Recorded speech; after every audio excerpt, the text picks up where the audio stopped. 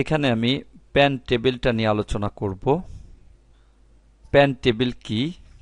কোনো একটা নির্দিষ্ট কালারকে প্যান টেবিলের মাধ্যমে সেখানে নিয়ে সেই কালারটা সহ প্রিন্ট করা।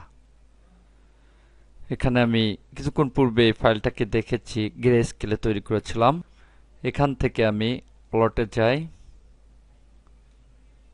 এখানে প্রিন্টারের নামটা নির্বাচন করি, লেটারটা ঠিক আছে, পেপার সাইজ। এখানে উইন্ডো দিয়ে দেই, উইন্ডোটা চয়েস করি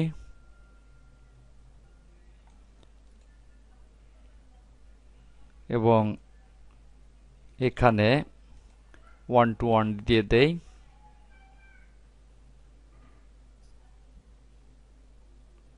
সেন্টার টু প্লট এটা চয়েস করে দেই। এবার এটাকে প্রিভিউ করি।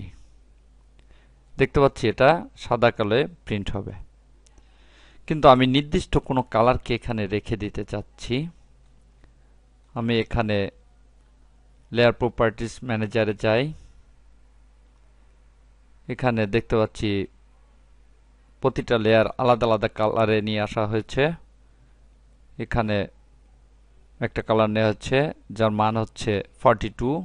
প্রত্যেকটা কালারেরই এখানে মান রয়েছে। এখানে দেখতে পাচ্ছি 249 এখানে লেখা আসবে। এখানে 1 নাম্বার কালার, এটি 2, 3, 4, 5, এভাবে সব কালারগুলোর মান রয়েছে এখানে। এখানে দেখতে পাচ্ছি মান আসছে। আর সে অনুযায়ী এখানে এই কালারটার মান রয়েছে 42। এই কালারটার মানটা আমরা খেয়াল রাখি এখানে, যেহেতু এটা পরে প্রয়োজন হবে। এবার আমি প্লটে যাই এবং এখানে যেহেতু আমার গ্রে স্কেলটা চয়েস করা ছিল, এখানে ক্লিক করি। এখান থেকে আমি 42 নম্বর কালারে যাই।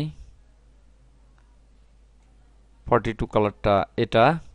আমি চাচ্ছি এই কালারটা যেন কালারে প্রিন্ট হয় এবং এই কালারটার জায়গায় আমি রেড কালারটা দিয়ে দেবো, যাতে করে রেড কালারে প্রিন্ট হয়। যেটা যে অবজেক্টগুলো এই লেয়ারে রয়েছে, অর্থাৎ এই কালারের লেয়ার রয়েছে, সেটা যেন লাল কালারে প্রিন্ট হয়।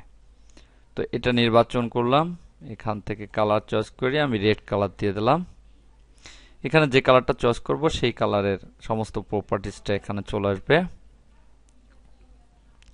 এবার এই প্যান টেবিলের একটা নাম রাখি, সেভ এজ এ ক্লিক করি। এখানে নাম দেই রেড কালার, সেভ, ক্রস করি। এবার এখানে রেড কালারটা চলে আসছে, দেখতে পাচ্ছি রেড কালারটা চলে আসছে। এখানে ক্লিক করি, ইয়েস। এবার এখান থেকে প্রিন্টারটা সেটিং দেই, প্রিন্টারের নাম, এখানে উইন্ডো, উইন্ডোটা চয়েস করি। এখানে সেন্টার টু প্লট এবং এখানে টিক চিহ্ন উঠিয়ে দিয়ে এখানে 1 to 1 চয়েস করলাম। এবার এটাকে প্রিভিউ করি। তবে আমি দেখতে পাচ্ছি যে কালারটা আমি রেড কালার করে দিয়েছি সেটা রেড কালারের হয়ে গিয়েছে।